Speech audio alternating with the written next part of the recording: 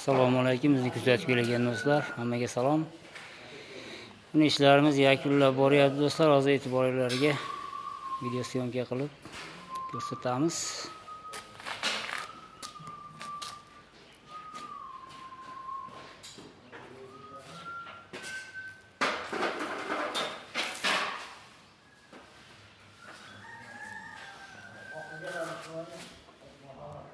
Bitta mehmonxonamiz bor, abo'yi yopishtiramiz, xudo xolisa.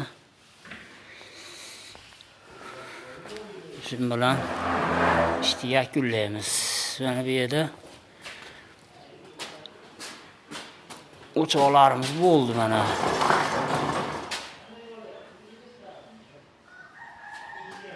Bu yoqqa ko'hilli mebellarimiz qo'yiladi.